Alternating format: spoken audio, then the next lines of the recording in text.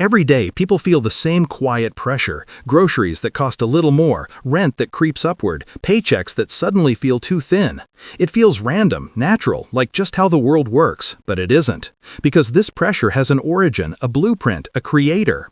And to understand why your money loses strength the moment you earn it, we have to return to the moment a device was built, an ancient device governments have relied on for thousands of years. A device designed not to protect you, but to harvest you. To understand why you pay a tax you never voted for, we must go back to ancient Rome. Rome didn't just command legions, it commanded trust. Its empire ran on silver coins, heavy, gleaming guarantees of stability. But Rome had a weakness: it was powerful and perpetually hungry. Wars drained the treasury, demands multiplied. But raising taxes openly risked revolt. That's when emperors discovered a loophole. They realized money itself could be altered, diluted, re-engineered. Not with laws or speeches, but with metallurgy. Rome didn't raise taxes, it modified its coins. Less silver, more cheap metal, same imperial face stamped on the front. A silent extraction, a discreet rewiring of the economic machine. As centuries passed, leaders around the world learned from Rome's experiment. You don't need to seize wealth directly if you can weaken the very units people store it in. After Rome, the pattern resurfaced again and again. Revolutionary France issued paper notes backed by land. The system looked modern and clean. But paper is easy to duplicate, and governments under pressure always press the switch. They printed more and more until value dissolved, breadlines erupted, and families watched their savings fade like ink in the sun. Germany repeated the ritual a century later.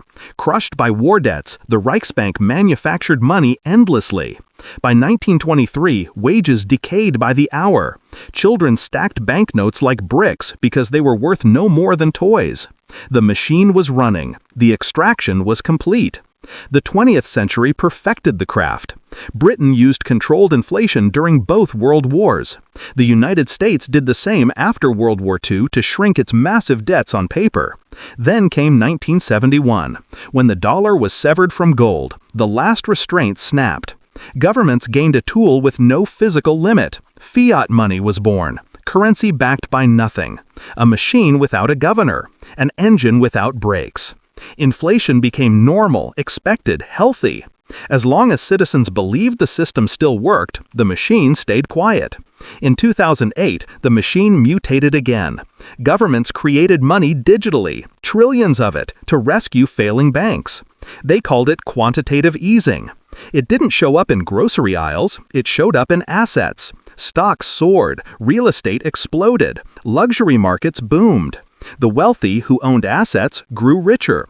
The average saver, holding cash, grew poorer. In 2020, the process repeated on an even larger scale. Stimulus injections, bailouts, corporate lifelines. For a moment, it felt like free magic. But once the machine finishes warming up, the bill arrives.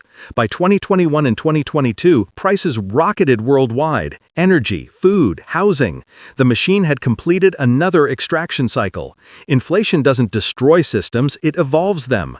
Rome collapsed, but the method survived. France abandoned its early paper money, but every modern nation prints its own. Germany stabilized its currency, but the world replicated its mistakes through digital means. Whenever inflation becomes obvious, governments rebrand it. They change how they calculate it. They adjust definitions. They soften the language. But the machine keeps running. Because no leader wants to openly raise taxes. It's far easier to let money lose value in your pocket while pretending everything is under control. Look around. In Argentina, families race to spend pesos before they evaporate. In Zimbabwe, trillion-dollar notes can't buy bread. In Lebanon, banks freeze withdrawals as the currency implodes. In the United States and Europe, assets skyrocket while wages crawl. Official inflation numbers feel suspiciously gentle compared to your bills. The machine leaves fingerprints in every economy. Every price surge, every shrinking paycheck, every savings account that buys less than it did a year ago. Without this ancient system, we wouldn't have trillion-dollar bailouts, fiat currencies, or asset markets that grow while the average worker falls behind. There is one pattern across every century. Inflation punishes the trusting, the passive, the people who hold their wealth in the very substance the machine is designed to weaken.